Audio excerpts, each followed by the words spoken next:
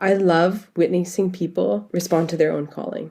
Because I feel like our callings are about remaking this world, about making this world a better place, about remembering our belonging here. It's the most beautiful thing to witness. It's time to change the world. It's time for something better.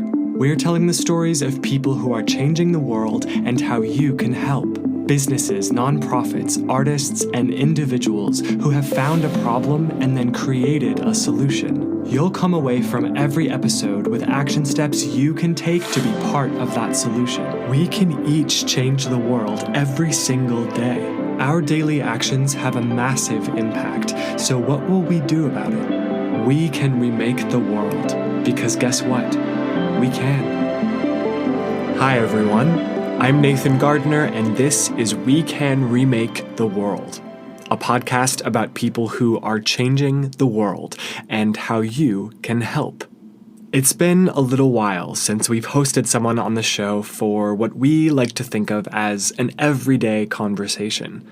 A guest who may not be building or running a business or building a nonprofit necessarily, but is still curious about how to make the world a better place in their own way, through whatever they're creating or through their daily life.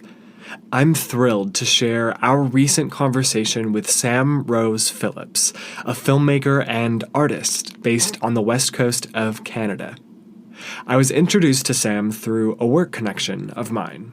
From the moment I took a look at Sam's website, I knew she'd be perfect for our show. Sam found her way into filmmaking through her passion for the natural world, and her work focuses on conversations around conservation, protection, indigenous stories, and wildlife, too.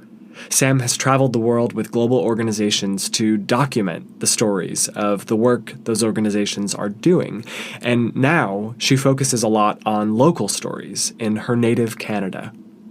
I invited Sam to join me for a conversation about how she found her path as a creative who cares deeply for the world around her, how she stays positive despite the challenging subjects that she sometimes films, and what she's learned from the stories that she's been fortunate enough to tell through her work. I learned a lot from speaking with Sam, who kind of sits uniquely on this cutting edge of a lot of complex and also inspiring conversations. Listening to her, you can feel how her point of view of the world has been influenced by the times she's gotten to spend in nature, getting to know it, and observing wildlife through her camera. And I'm so grateful she joined us. Enjoy.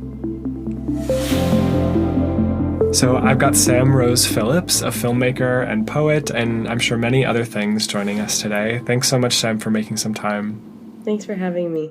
I'm really happy to be here. Yeah, no, we're happy to have you. It's our pleasure. So I'd love to just start with some of the basics and a little bit about you. Tell us a little bit about you, where you're based, where you are from originally, and what you do.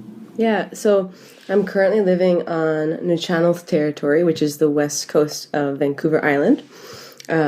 And it's a little town called Ucluelet that people kind of know its neighbor, Tofino, a little bit more. And I've lived here on and off for the past 6 years, and originally from Ontario, towards the east of Canada. And the beauty of being in a place like this is what drives me and like what drives all that I do. And so I'm a filmmaker, a photographer, and a writer. Started out as a writer in Ontario and was spending a little bit too much time inside. I was like, how do I make this switch? And so I got really into kayaking. And the more that I was exploring outside while working inside, the more compelled I felt to show up in those places more. and I'm one of those people who, it only really goes deeper and deeper once when something means something to me, and any time that we spend quality time with a place, it's hard to like walk away without feeling responsible at some capacity. I found there were things that our impacts that we were having as humans, and I couldn't look away. It's kind of, I always with friends explain it as like just that foot in the door. Like once that door is open, it's really hard to unsee what we see. And so that combination of being so mesmerized or in love with a place, with seeing how it's being impacted or threatened by human impact. Those two things together is enough to make, I think, most people, when we're really looking, wonder, like, okay, how can I do something here? You know? Yeah, I really resonate with what you said about just sort of feeling responsible to a place that you visited and now feel connected to. Like, I remember the first time I visited the Redwood Forest in Northern California, I just fell so in love with that place. And I go back as often as I can because I feel so connected to it now. And because of that, I think I would do anything to protect those trees. Right? If someone said tomorrow, like, oh, the federal government decided to open up logging in the redwoods again for the first time in 100 years, like, I would go, and like, I would be one of those people chaining myself to that tree. Like, and Right? I don't know, I really love that idea. Would you talk more about just what led you into sort of your version of filmmaking? Because as you said, it's really connected to your love of and connection to nature. And I would just love to hear more about kind of your journey into the lens through which you pass your filmmaking and kind of the work that you really focus on. Yeah, absolutely. So I, coming from those story backgrounds, like being a writer, I was like dabbling in photography most of my life, and then eventually filmmaking. I was feeling compelled to protect these places and a little bit regretful, as often happened during my undergrad. I was an English major. I was like, oh, I should have been a marine biologist. like, can I start over? I'm kind of done with this track. Like, can I start from scratch? What does that look like? I think around that time, I was rewatching like the BBC like Blue Planet series and like Planet Earth and all those, and then reading National Geographic, and there was this aha moment that I had while this question was kind of just sitting in my brain. I think like a lot of the times we ask a question and then we rush to answer it, but in my experience, anytime I've done that, it hasn't really been like the true answer. It's normally when you're like marinating in it, something unexpectedly answers along the way. And so that's what happened. I had that question in my head, in my body for a couple of years, and stumbled upon this program that was being offered at the Royal Ontario Museum, and it was called Environmental Visual Communications. And this lightning bolt moment struck of seeing both the skills that I have centered around the causes that I care about, like having that environment and then the visual communication. And everything changed after that. It was wild. And it felt so, I think aligned is really the best word, like that alignment of when what you're good at and what's needed in the world matches with like where your heart is pulling you. And so I realized I did not need to go back to school to be a marine biologist, but I reached out to a marine biologist on the West Coast. There's a research lab that studies whales up north in Gitgat territory, and that was my first short film project. I reached out to a marine biologist, Janie Ray, and I was like, okay, I have these skills. Like, you have all of this incredible knowledge and connection and like decades worth of studying these whales, and I have these skills, and I would just love to help tell your story.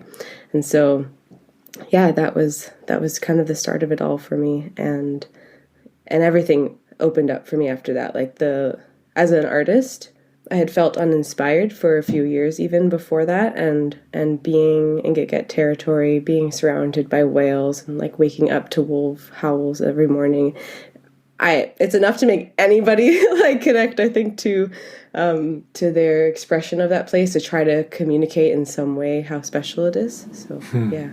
I love that. What I love about what you shared too is it's like you said, matched your skills to some kind of contribution. And it's like, if each of us just does that, answers that question, what do I have to offer and what could that kind of bring to the conversation, and then just find a way to do it. Like, there's so much that each of us can do. And if we just kind of find like our piece of the puzzle or our voice within the conversation, was that something for you that you feel like you really set out to find? It kind of sounds like it was, but I don't know, I would love to just hear more a little bit about your kind of experience with answering that question for yourself. And it sounds like this program at the Royal Ontario Museum just kind of came as this thing that was the perfect response to that, you asking that question. But what was that like, that sort of period between, okay, I'm an English major and I know I want to do more? Like, I just find I've been in that position a lot in my life, and I feel like a lot of people can relate to that place. Yeah, it's a great question. I was uncomfortable there. Honestly, like I had these skills, but I wasn't feeling like this is what I want to tell. These are like none of the stories were calling to me. And it was only until that question was answered and a little bit before, when I was starting to again like go kayaking with my camera and be in these places that I cared about, suddenly it just like rushed out of me. And I think at the time it was probably very uncomfortable to not be there yet, to be like on the precipice of that, but at the same time super powerful, because that's such a like you know, the caterpillar kind of like, you know, this but about to be a butterfly moment, where you know that you kind of can't stay here forever in this place. Like you're like, this isn't actually feel like I'm growing out of this person that I am, which is like, you know, it's like coming of age story for most of us. Yeah. And I feel like I have an appreciation for those moments more now, because I think it happens in small ways, right? We're never fully out of that. We're always developing. So even after initially like finding that that meeting place between my skills and things, the causes I care about, I've honed it. Like it feels like 1,000 times since then, where like always answering and asking the question every day of like, how can I have the most impact with my work right now? And that always evolves as the world around us evolves. Like, I think almost like making peace with that place of transition. And like you're saying, it kind of happens, and it's true for me for sure. It happens many times in our lives. We're never just done. Like we're never, that whole thing of caterpillar to butterfly, for caterpillars it only happens once, but for humans I think it just happens over and over again, and we have to sort of like be okay with that and understand that life happens in these sort of cycles and phases, and just keep following, keep asking ourselves those questions and keep answering them for ourselves as best we can, and then go wherever we feel drawn to, and don't be kind of afraid of that and impatient with it, which is a tendency that I think I have. But really let it play out and really listen to yourself and be willing to kind of keep breaking out of more and more cocoons. And yeah, no, I mean, I think that's great.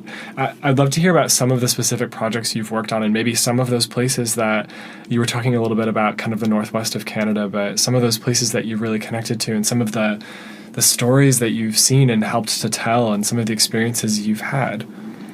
Yeah, I would love to share. I have been very lucky.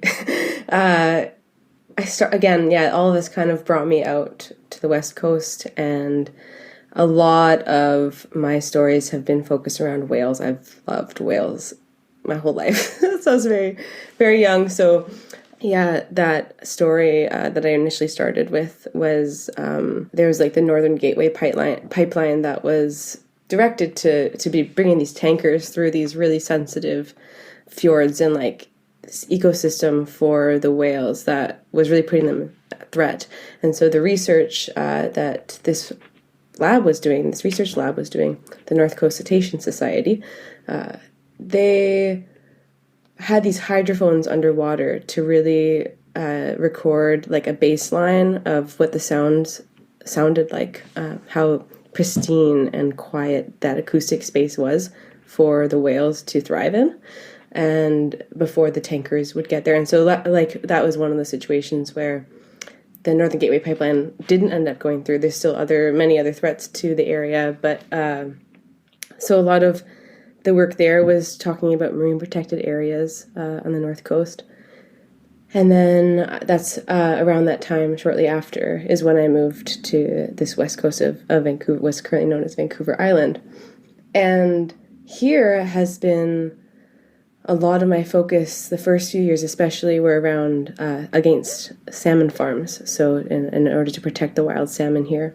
And so I really love the stories that I get to tell here, especially, like most of all, that relationship between like living in lands, connecting to the people, the indigenous communities here who have lived here for thousands of years, and like hearing their stories and understanding, having that intimate relationship with land.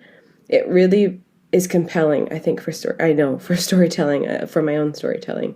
And that service that I feel, it's unparalleled to any other, like, you know, I've done some work with Sea Shepherd a few years ago, and that was beautiful. We did hurricane relief work in the Caribbean, and then we did campaign against poaching in the Sea of Cortez in Mexico. And for anyone who doesn't know, Sea Shepherd is like a world famous kind of conservation organization, but they really get aggressive with folks who are breaking the law and fishing in waters where there's limits or bans. And, you know, they really do a lot to protect vulnerable ecosystems for sure. And of course, you'll speak about it better than I will, but just in case anyone doesn't know of Sea Shepherd. Yeah, and the crew is so beautiful. Like, it's a direct action. Like you said, it's a direct action organization. And that was very powerful for me at that time to witness and be a part of. It was the start of me also witnessing like front lines around the world as well, especially here on the coast.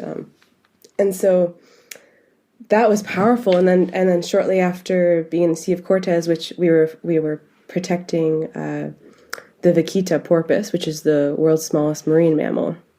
There's only, I think, 8 left. Under 10 is definitely the number in the world, and they're around the same size as the totoaba, which is this fish that the poachers are fishing for, and so their nets they don't discriminate against things that are the same size, and so that was is still a really important project that's happening there, and then shortly after that, I sailed with Sea Shepherd south of Hawaii to Kiribati.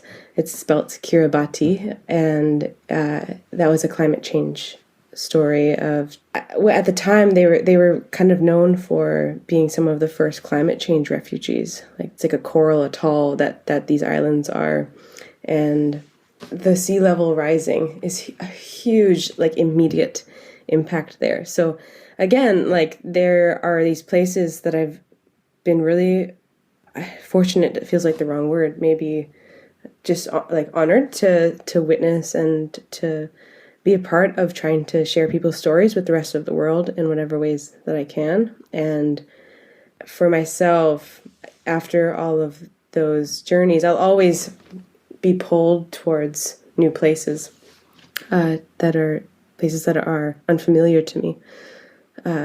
And it also gave me a really deep appreciation for finding the stories around where I live and where I am. So I've kind of come full circle back. Yeah.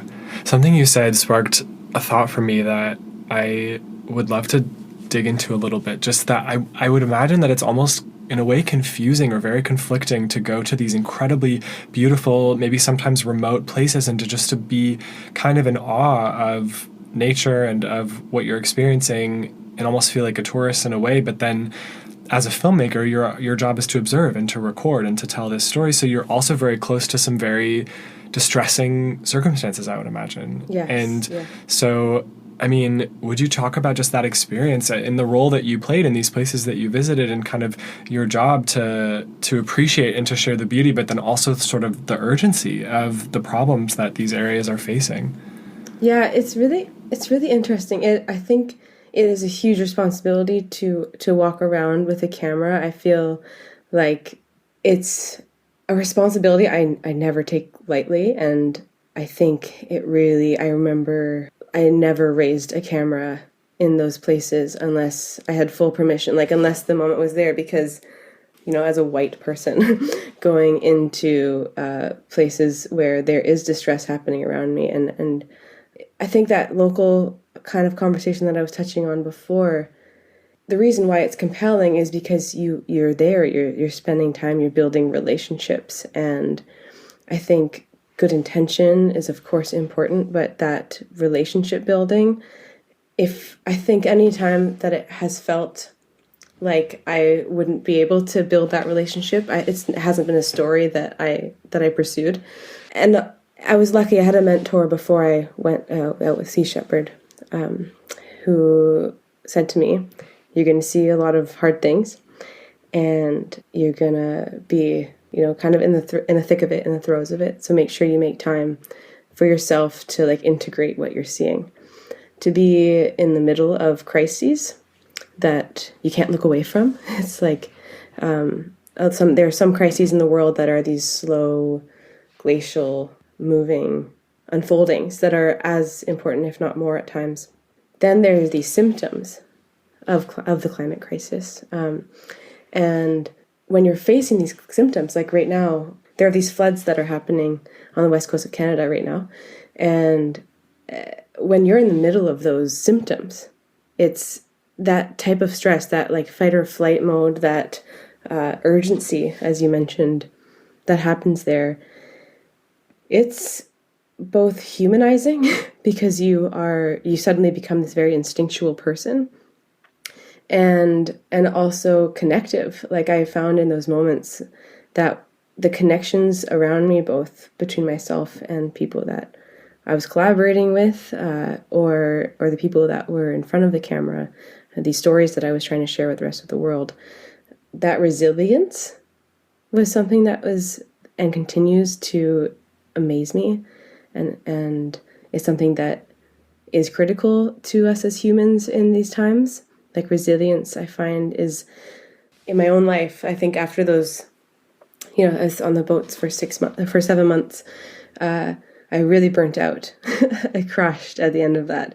And I think I did my best to integrate, as that mentor had shared, but I didn't have the tools at the time to be able to do that.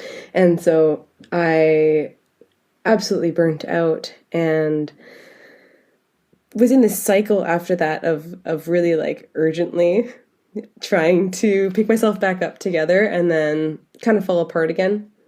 And it's still an unfolding, and I still find myself getting close to it at times, because I think that is the nature of the times we're living in. And resilience, to me, has been this learning of how to, I love this metaphor that I've been given in many different places, books and mentors, of that strong tree. And when trees like harden for the winter, it's like they have this like soft exterior still, like the soft bark, but it's that center of these trees that means that any wind and storm that blows through, they're still like rooted in the ground. And that's something that I aspire towards, and I am like surrounded currently by these beautiful western red cedar trees, and I look at them and I'm like, oh, okay, teach me. Like, how do I also, be resilient in those times so that I can continue to nourish the community around me and myself. I think in these times, as much as, the coronavirus has maybe caught a lot of us off guard, myself included, to be able to be both like flexible and curious about the world around us, and also to be proactive in our response to these moments is, I think, what's really important. And if we put thought up front into what our capacities are and what our skills are and how we want to contribute to the world, it allows us to witness that urgency, to realize it's important and significant, and to be really thoughtful about how we respond to that. So that sometimes when we are just putting out these fires, like we don't understand the ripples of what we believe are the medicines that we're bringing. Like what are the long-term impacts of us responding in a reactive way?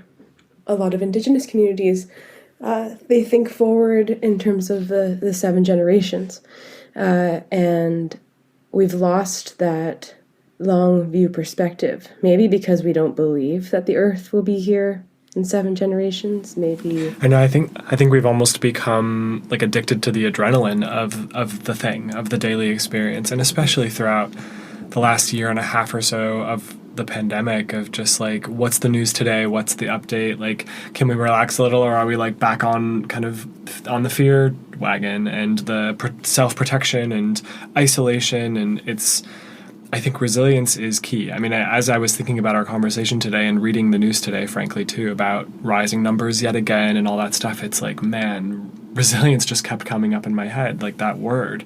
And I think that's so key. And you were starting to touch on it, but what have you found useful as you've had to kind of build resilience as you get close to some difficult stories to tell and some also very beautiful stories to tell? I think it kind of almost goes hand in hand. It's like, our sense of urgency, our desire to protect comes out of appreciation, which is a positive thing. But then once we realize what we have, then it clicks into this almost fear-based, like, oh my gosh, but we're losing it so quickly. Like, it's, how have you found useful ways to kind of grapple with that experience and sort of build not only resiliency, but like thoughtfulness into how you respond to some of these things?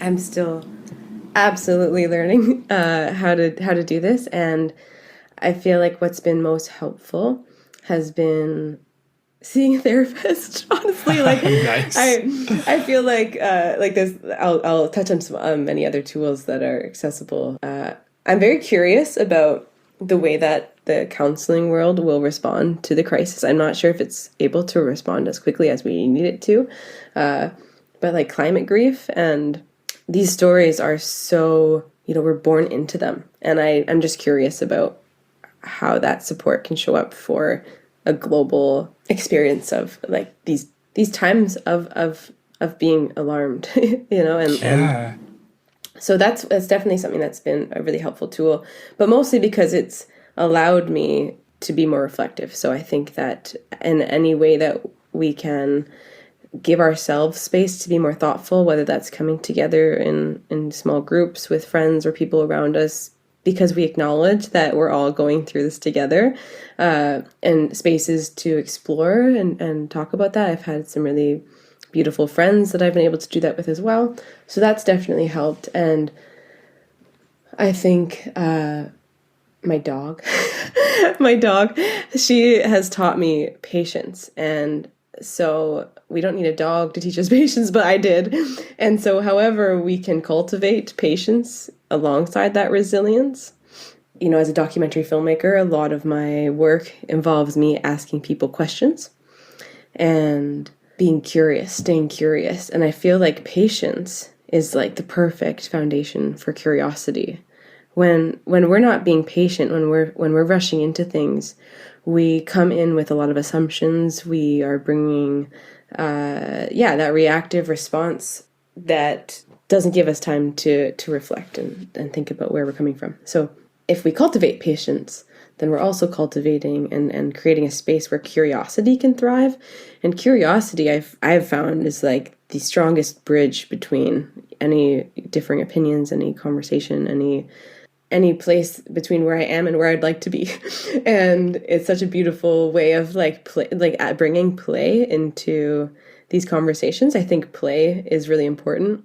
I'm kind of talking like these tools are actually values, I think. So I think that if we can be thoughtful about our values and bringing them into our everyday, that's something that's been helpful for me to like not take myself so seriously and to understand that play actually might be the best thing that we can do for this world when we come from that loving place. And that, I love what you said about curiosity and not making assumptions, bringing that to our relationships and to our interactions with people and with everything in our lives. And especially in this world where I think the media is also training us to assume that we know. And everybody's kind of going into these little silos of thinking. And, they find the folks who have common beliefs with them and everybody else is wrong. And it's like, if we can just stop making assumptions and just give people a little bit of the benefit of the doubt, because we all share the desire to be happy, healthy, and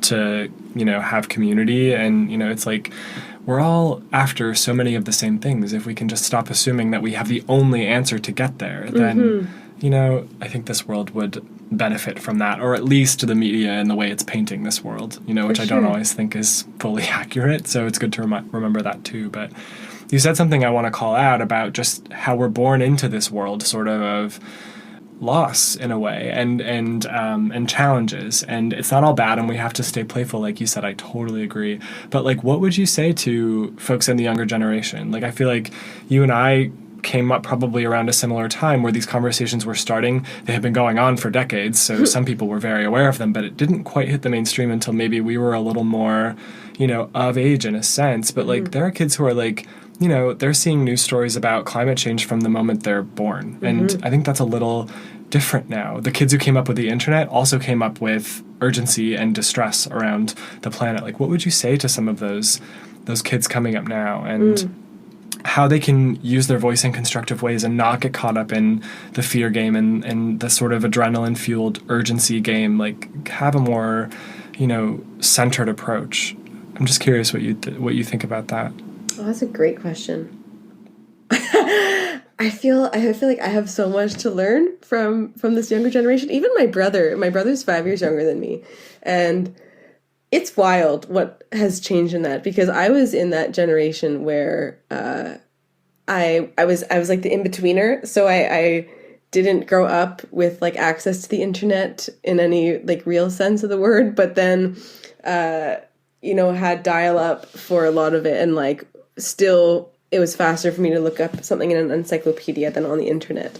Like, we didn't have mom and dad's or whomever, aunt, uncle, guardians' cell phones in our hand when we were, 2. Whereas exactly. my nephews and nieces absolutely have. So And so I almost feel like being in the in-between, it gives you some like an edge of versatility, and like we can occupy different spaces and be this in-between, like conversational, like I get where you are and I also get where you're coming from.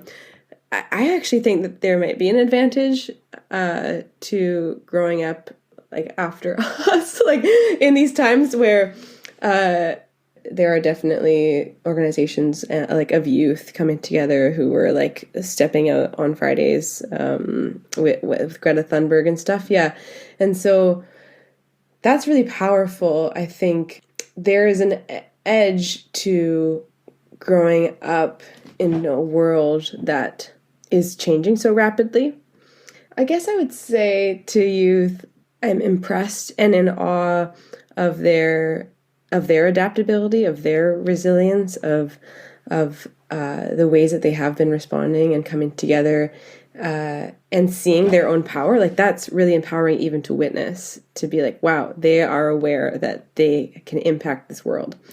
And I think at the same time, I wonder how much they're being modeled the value of consistency and of stability, because I myself, like, again, growing up in that chaos place, wasn't modeled that much. And maybe in a self-preservational way, I've seen that, but not in a way of our values and being true to who we are. And so I would say alongside that adaptability and those building blocks of resilience that they are innately being born into, to look for ways to stay true to themselves, to be authentic, because I think authenticity is stabilizing for the world. And I think stable gets a bad rep. Even in my own head, I'm using that word, and I'm like, is there a better word? Because stable, it seems like status quo almost, and that's not what I'm rooting for it in any means. But yeah, I think I mean stable in the ways that these ecosystems around us have been stable for years before we got here. Yeah.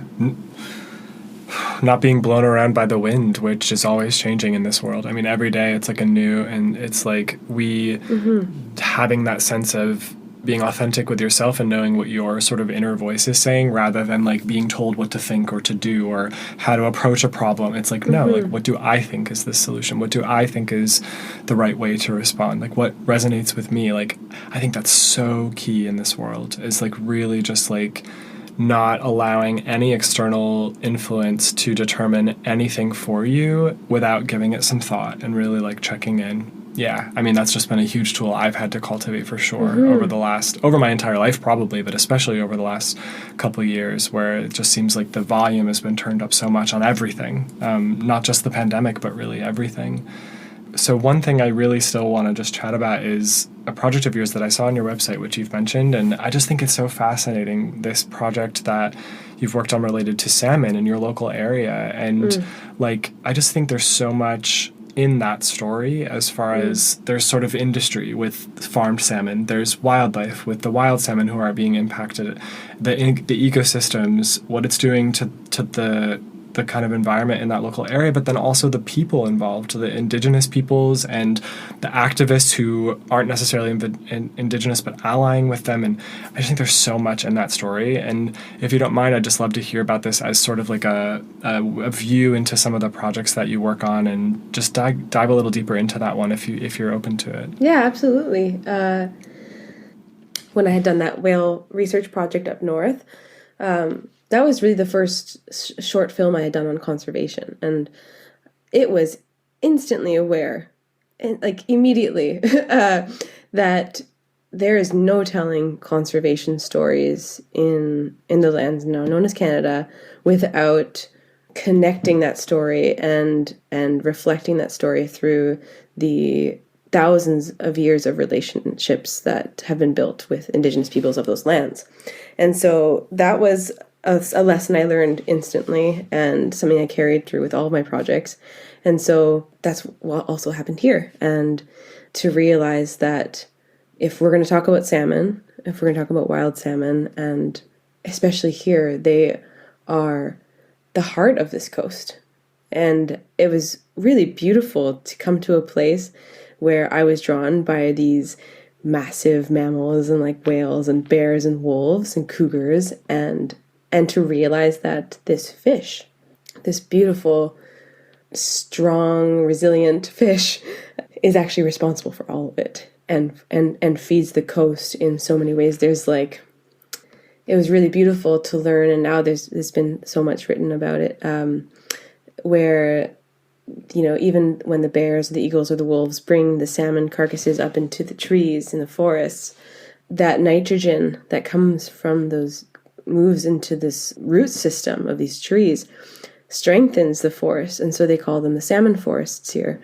And they can tell which years of a tree, if you look at the tree rings of a tree, which years had big salmon runs, because there was just so much nitrogen. And that interconnectivity that is displayed like around a salmon and the life of a salmon is so compelling on its own. And so that's what I came into. And I was like, I want to tell the story of salmon. Like, how can I help this species? And it immediately became obvious here on the west coast of the island that the biggest threat to salmon, to wild salmon, were these open pen fish salmon farms that have already, you know, destroyed wild salmon stocks in Norway, and that have been brought here and have been doing the same. And the year that I moved here, moved to Tloquiyot territory in Clayoquot Sound, I was partnering with an organization called Clayoquot Action, and so they were doing a lot of monitoring work around these salmon farms and really raising awareness there. And there was an algae bloom. And so what happens with these salmon farms is this Atlantic salmon, the salmon species that is not native to these areas, are brought here, and they just swim in circles in these nets, in these pens. And they're not that big or deep, you know, and like people think they are, maybe because they're just a fish and they're like, you know, it's like it's a big aquarium. But they are swimming around, not existing in the like regular life cycle of a salmon would. And they're just, if you watch them, it's so sad. There's so much video that I've seen about it, this footage of these salmon just like moving in circles in these pens, swimming in their own gunk and stuff, and all of that matter that they're just stewing in. It really creates huge problems for the ecosystem. And, you know, algae blooms came from that. And there's a virus called PRV, and these viruses spread from these Atlantic salmon and the salmon farms to the wild salmon. And they have sea lice, and there's all these challenges that are being brought that are unnecessary to be brought. And this is one of those examples where we have a problem of how do we feed the world? And so there's this very short-sighted response to it, like, oh, let's farm fish. Like, oh, we survive on fish. Let's just make all the fish that we can make. And that short-sighted response to that problem is having huge impacts along the coast. And people are standing up against that and defending that. And so on the east coast of Vancouver Island, there were 19 fish farms in the Discovery Islands region, and now because of this movement of people coming together, Indigenous people occupied these salmon farms and drove huge awareness, brought a lot of attention to the issue, and the coast rallied behind them. Now, by 2022, all the salmon farms in that region have to be gone. And so, wow. Yeah, it's huge. And they're already, I've been seeing posts this month. There's a couple that are being like moved out already. So it's a slow transition, and one that's really exciting. And that shows that we can learn. And so we need to also have that reflected here on this side of the island. It's unfortunate that these conversations happen after the fact, after the impact has been made, because like the wild salmon need every help that they can get right now. The runs are just so low, so much lower than the ecosystem has seen for thousands of years before these nets got here, or before these farms have gotten here. And so they're talking about moving the farms onto land, and I still have questions around the impacts of that. Again, sounds great in comparison, and so yeah, right. Sometimes we take on this like, oh, anything's an improvement, and maybe that's right. I don't personally walk through the world like that, like, oh, I'll take what I can get kind of thing. And I hope that however this evolves next, it serves wild salmon. And so, yeah, so that's been a big part of the story. And Sea Shepherd came and helped, offered their boat as a means for Tloquiyat First Nation to go and look at the farms and to see what's been happening on their own territories. And so to be able to always like lift up Indigenous voices in defense of their territories and their lands, I think is something I tried to center my work around. Like, how can I be a platform for those voices? Never ever to speak for those voices. I think that white people have been telling Indigenous stories for far too long. And so how to collaborate in a way that brings forth these stories and is aligned with the Indigenous perspective on their own lands and territories and the decisions they want to make around that. So I think what you said is so true. How rare is it that we actually see Indigenous stories told by Indigenous people, and to have that experience of really, being part of that community in a way is like probably very powerful. I mean, is there a way for people to see the work you've done? Is there a film that's planned or that's been released or even in pieces where people can, because it is such a compelling story, and the way you spoke about the salmon is sort of the first chapter, and then it goes into the land and the other wildlife and of course the people. Like, I'm drawn in. So like, is there any way for people to learn more, to see more, to experience more? I have, like, personally, some of the stories that I've referenced throughout the conversation, it's on my website, which is www.samrosephillips.com. And yeah, so I've been really enjoying diving into the Patreon community model as a way of having this like in-depth relationship with supporters and conversation where the people who want to be a part of these stories on a deeper level can contribute and participate and suggest things. And so my Patreon site is www.patreon.com. That's patreon.com/Sam Rose Phillips. Yeah, I try to post behind the scenes updates there, and there's lots of different levels. to come in and support at. But it does allow me to tell these more in-depth and complicated but important and compelling stories. I think it's a really cool model too, and we should explore it ourselves for our podcast. Yeah. Not sure why we haven't yet, but we definitely should. Yeah, it's a great idea. And it's like, it is, I support a bunch of friends from musicians and filmmakers, and sometimes, it's like $7 a month, and it's kind of like I get to buy them coffee or something. So yeah.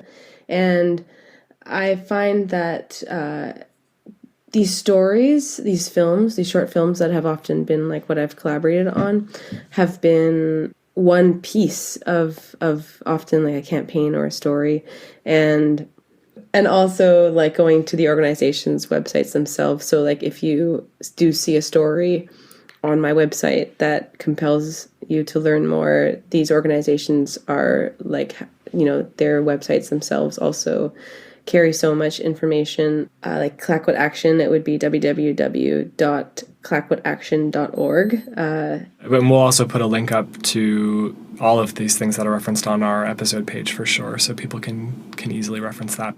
I mean, it sounds like a way that people can also get involved or be part of the story or support some of these initiatives is to actually just support Indigenous people and voices and organizations, because there is sort of, there's ownership over that land, and a sense of ownership that I think is powerful, that only I think can come from those voices. So to get onto some of these websites and fund their initiatives so that just help them protect their own lands is a way to make an impact, at least in this case. And yeah, and I think that maybe to direct people to as well is something that's really cool that's happening here is North America as a whole, like, really pushes, like, conservationists push the idea around, like, national parks and protected areas. And something that I've learned from living in Channel territory, and particularly from listening to one Tloquiyat community member, her name is Giselle Martin. She talks about how there's no Channel word for wilderness. And how wilderness is this very like colonized perception of the lands, and that in order for something to be pristine or healthy, it has to be without humans, because these models often don't include human interacting with the lands. But before we got here, Indigenous peoples were critical to the thriving of the lands that they were part of. There's no word for wilderness in the Channel territory because wilderness didn't exist. It's their homes, their lands, it's all around them. And so something that's happening here is, and something to look into more, is the tribal park concept. There's an idea right here. I've never heard that before. That I would love to learn more about that. That sounds really cool. Yeah, so they've established a tribal park here. And I think that how we started the conversation talking about how we're always unfolding and growing, and I think the most important thing we can do is to be curious and open to learning, and not come in with assumptions that we have it right. Because again, I had started in conservation work feeling urgency because I had gone all these years without knowing something. And sometimes when we learn something, like here, for example, like learning about the true impacts of colonization and residential schools on Indigenous peoples across this, what's currently known as Canada, that created a sense of urgency for me, and that needed to make also allowance for listening. And so I had started this whole conservation path thinking, national parks, let's protect these areas from humans. Humans are, like, I came into it feeling maybe shame for being human, and it has been through my Indigenous friends and through the connections I've made with Indigenous peoples that have taught me that and reminded me of the responsibility of humans to steward these lands. And so to see a model like tribal parks, if you want to learn more about the tribal parks here, the website is tribalparks.com. And it's a way of showing and demonstrating the Indigenous sovereignty over their own lands and protecting these lands from industry impacts, and having another model apart from humans needing to be separate from the lands in order for it to be safe in the world. And I think that's beautiful. I have so much to learn in that regard as well. And I just feel lucky to be close by to that so that I can contribute in any way that I can.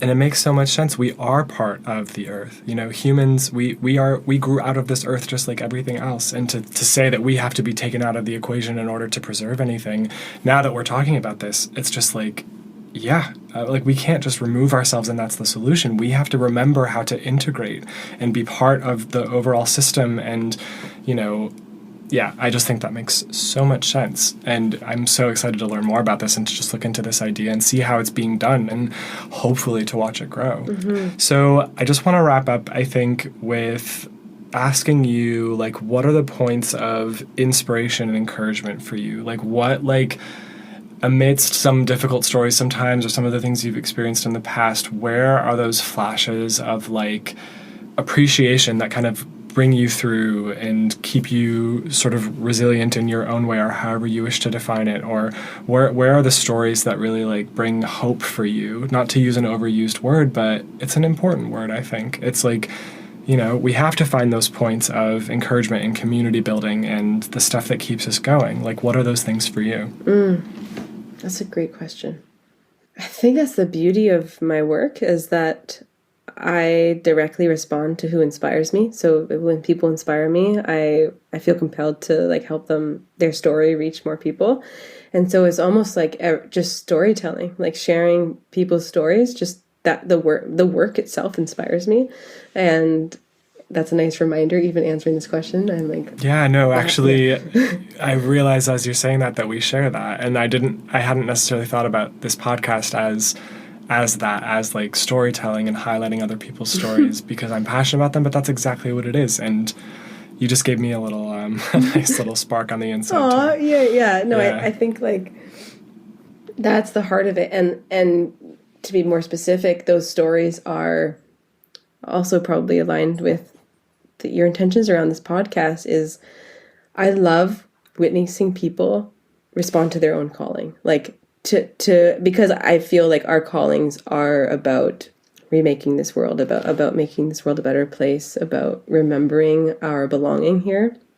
And anytime I experience somebody who's doing that through their gifts and their passions, it's the most beautiful thing to witness. And I think I also get the added just joy of working on wildlife stories, because these species that we share the world with, they are our most incredible teachers of how to do that. Like they're living, you know, their purpose is intrinsic, it's instinctual. And to realize the way that each species has a role to play in the world around us, and that they don't question that, and that it's a gift. And I, more than anything else, look to the world around me, to other animals and other species, for teachings on how to be a better human. And I never come up empty-handed. Like watching a bird for 10 minutes, I'm like, aha, right, okay, I'm going to try that today.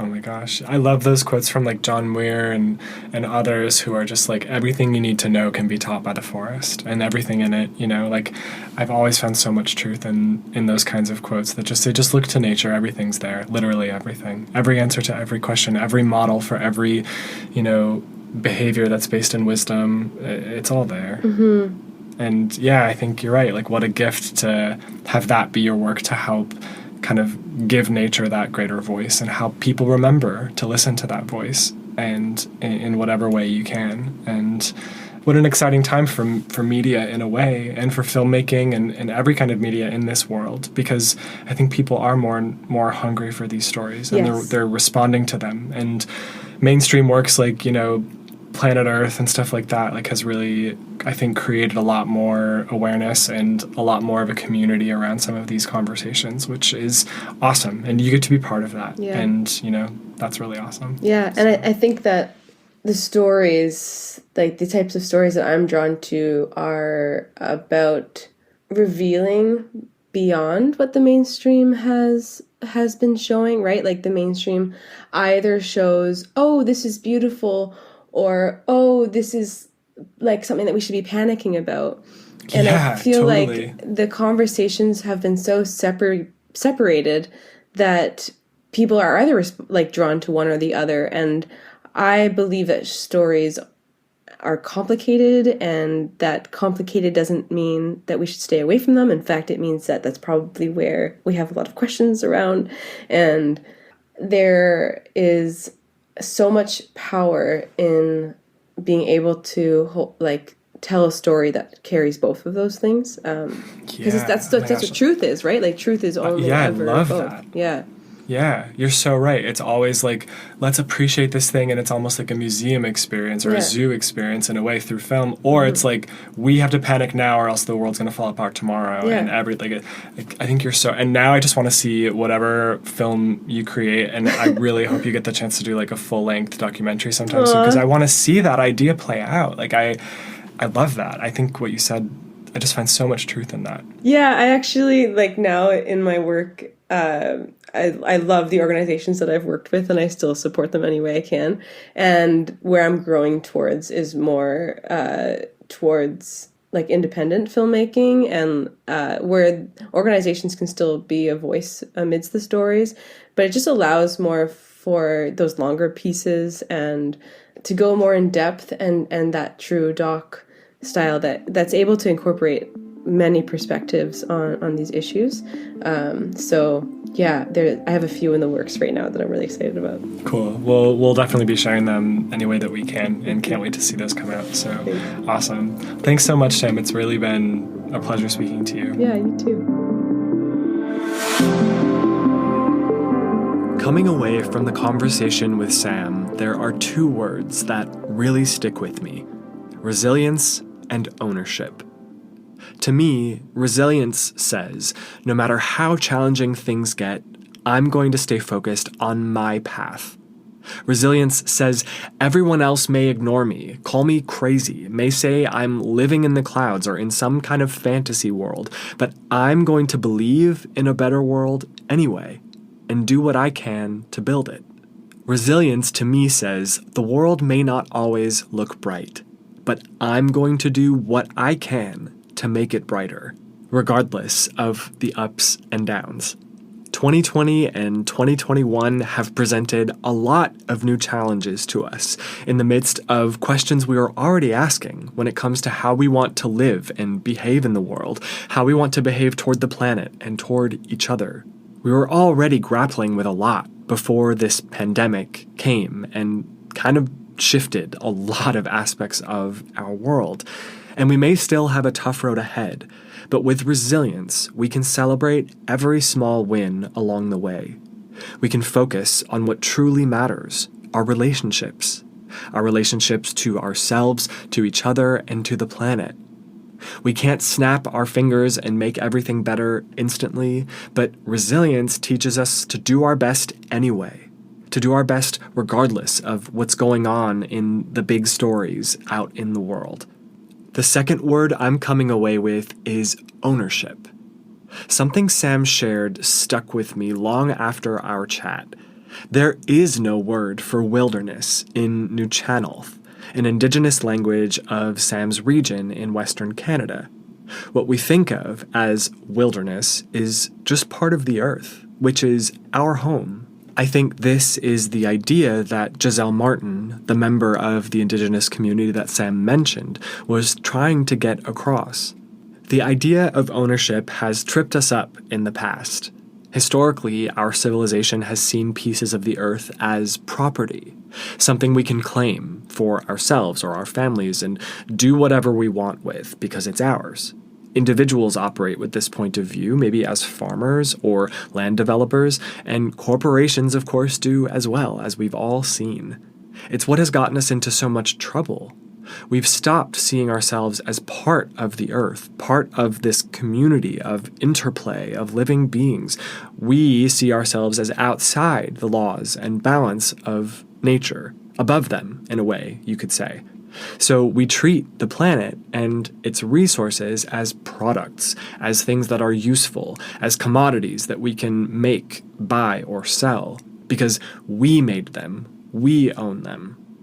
We forgot, though, that ownership is all about relationship. We've lost that sense of ownership of our give and take with nature, our ownership of that relationship. That ability to say, I see that everything is connected and I can't remove myself from the equation. So I'm taking care to be a conscious member of this community. I recognize what I'm taking from this system of nature and the earth, and I give back what I can by caring for wild places, as an example, or shrinking my impact on the consumption of resources as a consumer. I'm mindful of my part in this relationship. We are all in a relationship with nature every single day. We can't get away from it, even if we think we can. The device that you're using right now to listen to this was made with materials produced from nature. The clothes you're wearing, the home you live in, the food you're eating, the air you breathe, even synthetic materials, plastics, are processed from natural ones. Everything around you is just evidence of your relationship with the natural world. We're just not trained to think that way. If we can rethink the idea of ownership and what it means so that it implies less about what we possess and instead reflects an understanding of the relationship that we're all in with the planet and each other, I think we can change the world. Rather than thinking so much about owning land or owning a business, owning stocks, owning products, we can consider owning our impact, owning our behavior, owning our contribution and our piece in the puzzle of ensuring that our world and everything that lives here thrives. As Sam highlights through the understanding she's gained in the conversations she's had with indigenous communities, we were never meant to be separate from nature. And really, if you think about it, we can't be. It's not possible. We have always been and will always be part of the equation of the earth. The key is to focus on what it means to own that understanding, instead of focusing on what we own materially or financially, and then to let that understanding guide our steps every day. In a way, it's a call to return to the indigenous understanding of the world. There's so much wisdom there that we can learn. We like to incorporate a challenge into each one of our episodes, and for today, we'd like to challenge you to watch or read something new that tells the kinds of stories that Sam is telling. Something to do with nature or wildlife or the planet. Deepen your understanding of the natural world and the sometimes negative role we play in how we relate to it, and the positive role we can play in supporting and renewing it. You can choose something well-known like the Planet Earth series or Our Planet or the new Animals series on Netflix, which I've watched a little bit of and think is awesome. You could also jump onto Sam's website to check out the short films that she's worked on and get a sense of the stories she's telling and how that might impact your view of the world. Find some other indie filmmakers and check out their work, or find some inspiring books to read. Sam actually recommended a book to me that I've just started and I already love. It's called Braiding Sweetgrass by Robin Wall Kimmerer. Dr. Kimmerer is a plant scientist, professor, and member of the Citizen Potawatomi Nation in the United States. And her book bridges her indigenous ancestry with her Western education, and it's so eloquent and really inspiring. I think I'm only 20 pages in, and I've already had my mind blown like every other page. So definitely check that out if it sounds like something that would interest you. Find something you haven't read or seen that can open your mind to new ideas about our planet and what it means to honor it. And consider how your sense of ownership of our world changes through whatever you choose. Thanks so much for being with us today, as always, and definitely visit Sam at her website, Sam Rose Phillips, 2 L's in Phillips.com. And consider supporting her work as a patron through her Patreon community. You can support at any level, $1 a month, $100 a month, whatever works for you if you'd like to support. Learn more about the causes she's highlighting and consider supporting those causes yourself, whether it's contributing directly to conservation programs or supporting indigenous voices who are working to preserve land on their terms. There are so many amazing and inspiring stories being told by filmmakers like Sam, and some of them have gotten very well known and some of them haven't. If you take some time to discover some of the hidden gems out there, I think you'll be really glad you did. I certainly was. Until next time.